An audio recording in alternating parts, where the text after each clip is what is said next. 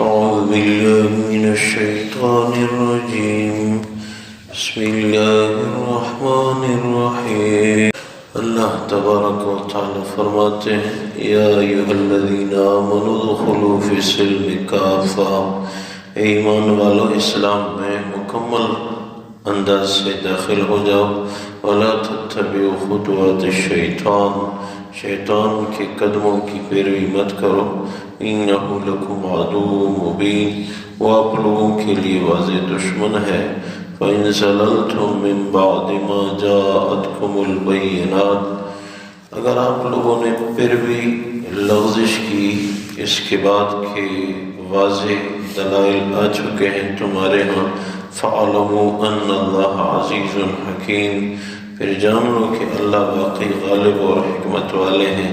هَلْ يَنظُرُونَ إِلَّا أَن يَأْتِيَهُمُ اللَّهُ فِي ظُلَلٍ مِّنَ الْغَمَامِ وَالْمَلَائِكَةِ، یہ لوگ اس کے انتظار میں ہیں کہ اللہ تبارک و تعالیٰ اور فرشتے بادلوں کے سایوں میں آئیں، وَقُضِيَ الْأَمْرُ، اور تمام امور کا فیصلہ کر پائیں، سب کچھ ختم کر دیں، وَإِلَى اللَّهِ تُرْجَعُ الْأُمُورُ، اللہ کے ہاں تمام امور لوٹائے جائیں گے۔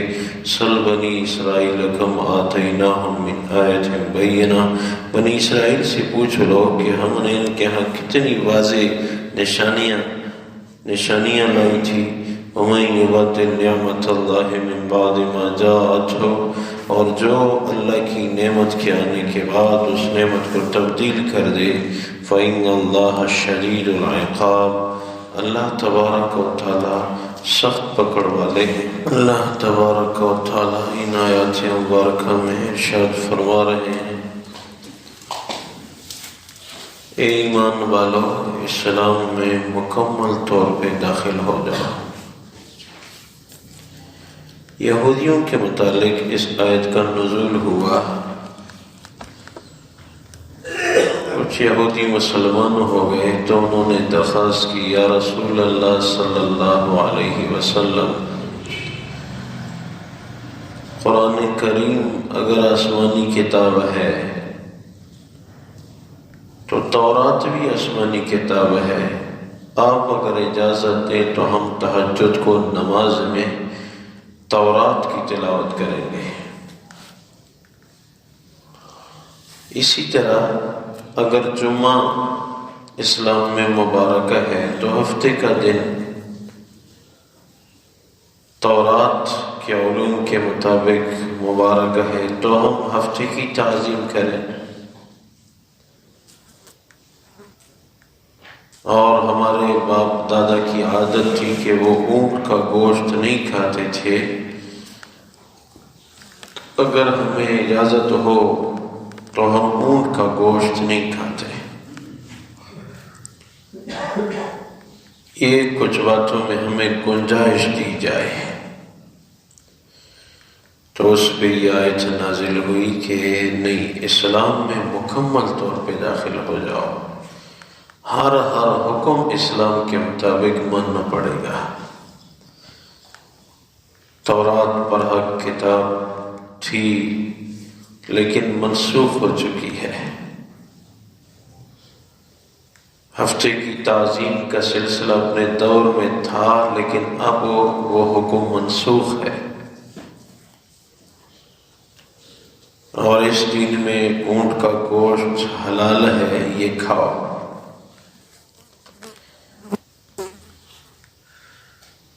تو ان احکامات کی تبدیلی کی درخواست پہ یہ حکم جاری ہوا کہ اسلام میں مکمل طور پہ داخل ہو جاؤ۔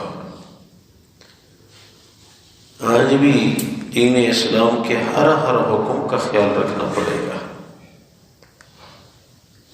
صرف نماز، روزہ اور حج زکوٰۃ کا نام اسلام نہیں ہے۔ اسلام مکمل ضابطہ حیات ہے، جہاں جہاں فرضی احکامات ہیں وہاں منہیات بھی ہیں۔ جھوٹ، غیبت، حرام، ان چیزوں کو چھوڑنا پڑے گا، ہر معاملے میں اسلامی حکم کو دیکھنا پڑے گا۔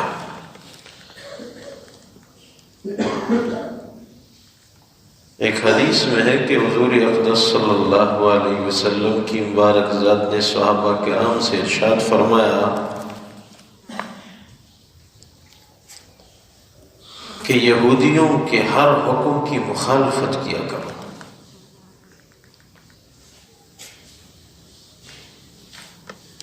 ایک روایت میں کہ یہودی جنازے کے لیے وہ کھڑے ہو جاتے تھے تو حضور نے فرمایا تم بیٹھ جایا کرو، ان کی مخالفت میرا دین ہے۔ یہودیوں کی عادات کی مخالفت کرو۔ اور ساتھ یہ بھی ارشاد فرمایا کہ دین میں مکمل طور پہ داخل نہ ہونا یہ شیطان کے قدموں کی پیروی ہے اور وہ واضح دشمن ہے۔ واضح دین آنے کے بعد پھر بھی اگر کوئی مکمل دین پہ عمل نہ کرے تو یہ واضح جرم ہے، اور یہ بات جان لو کہ اللہ عزیز ہیں۔ عزیز کس کو کہتے ہیں؟ غالب، سب پہ غالب، پوری قوت والا۔ اللہ کی قوت کے سامنے مخلوق کی قوت صفر ہے۔ صفر عربی زبان کا لفظ ہے، اس کا معنی ہے خالی۔ یہ گول دائرہ خالی ہوتا ہے، اندر کچھ بھی نہیں ہوتا، اس لیے صفر کو صفر کہتے ہیں۔ اللہ کی قوت کے سامنے مخلوق کی قوت کچھ بھی نہیں ہے، چاہے جتنی بھی قوت ہو۔ یہ عرصہ دراز پہلے جو سونامی طوفان آیا تھا، اسلامی مورخین نے لکھا ہے کہ اس میں جو سیلاب اور زلزلے کی قوت تھی وہ 10,000 ایٹم بموں سے بھی بڑھ کے ریکارڈ کی گئی تھی۔ 10,000 ایٹم بموں سے زیادہ قوت اس میں استعمال ہوئی تھی۔ 2 لاکھ افراد 3 دن کے اندر ہلاک ہو گئے تھے۔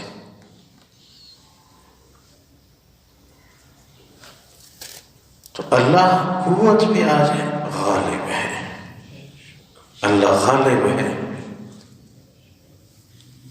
یہ دینی کتابوں کی تاریخ میں چین کے متعلق پہلے بھی منقول ہے۔ یہاں ایک سارس وائرس آیا تھا جس سے بخار کی شکایت مسلسل ہوا کرتی تھی۔ اس زمانے میں بھی یہ ہوا تھا کہ لوگوں کے آمد و رفت کا سلسلہ بند ہو گیا تھا، آپس میں ملنے نہیں دیتے تھے۔ پہلے بھی ان پہ اس قسم کے عذاب وارد ہوئے ہیں۔ یہ چین اور روس کے اکثر علاقوں کے لوگ دہریہ مذہب کے قائل ہیں۔ یہ کہتے ہیں اللہ کوئی نہیں، یہ نظام خود بخود چل رہا ہے۔ اتنا بڑا نظام کیسے خود چل سکتا ہے؟ اس لیے کوئی ظلم کرے، کوئی زیادتی کرے مخلوق پہ، جانوروں پہ، حیوانات پہ، یہ کوئی جرم نہیں۔ ایسے کہاں؟ اسلام میں یہ نہیں ہے، ایسے نہیں ہے۔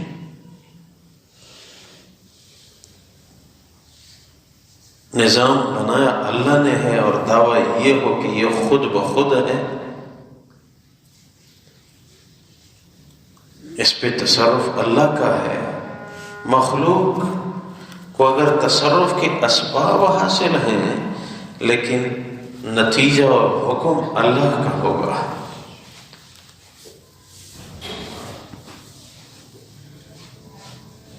وہ عربی کتابوں کی حکایات میں ہے کہ ایک دن وہ ایک راستے میں چیونٹی نے پاؤں وہ لمبے کر کے راستے میں لیٹ گئی۔ کسی نے پوچھا کیا کرنا ہے؟ چیونٹی کہنے لگی ہاتھی آ رہا ہے، اس کا راستہ روک رہی ہوں۔ ہاتھی نے یہاں سے گزرنے کو کہا ہے، اس کا راستہ روک رہی ہوں۔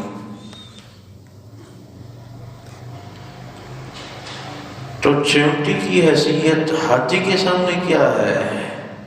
پھر بھی کچھ نہ کچھ تو ہے۔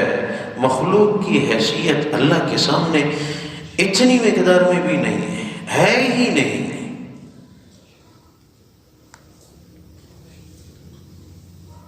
اللہ غالب ہے، عزیز ہے۔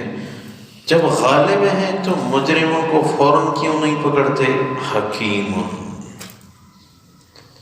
حکیم ہے، حکمت والے ہیں، انجام کے لیے ایک دن مقرر ہے۔ ہاں اگر حد سے تجاوز ہو جائے تو کبھی بطور تنبیہ سمجھاتے رہتے ہیں، حد سے آگے بڑھ جائے تو کبھی اللہ مواخذہ فرماتے ہیں۔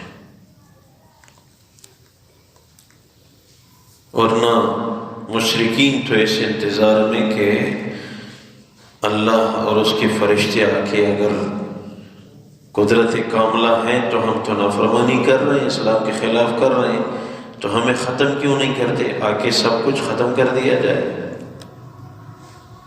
اللہ کی اپنی حکمت ہے، تمام امور تو اس کے ہاں لوٹائے جائیں گے۔ اگر کوئی ایک دن جرم کرے تو صدیوں کی سزا اللہ کے ہاں مقرر ہے غیر مسلموں کے لیے۔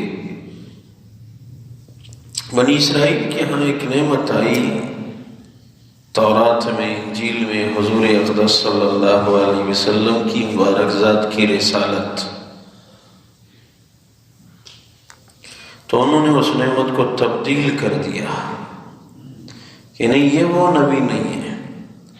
جان بوجھ کے کسی نعمت کو قصداً تبدیل کرنا اور پھر رسالت جیسی صفات کو، تو اللہ تبارک و تعالیٰ نے ان کو پکڑا۔ اور اللہ واقعی فإن اللہ شدید العقاب، اللہ پکڑنے پہ آ جائے تو اللہ تبارک و تعالیٰ سخت انداز سے پکڑنے والے ہیں۔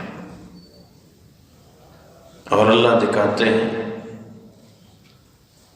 حالیہ حالات میں دیکھیں، ایک نہ دکھائی دینے والی مخلوق نے پوری دنیا کو روک لیا ہے، نظر بھی نہیں آ رہی، پوری دنیا رک گئی ہے۔ اللہ اپنی قوت کا کبھی مظاہرہ فرماتے ہیں۔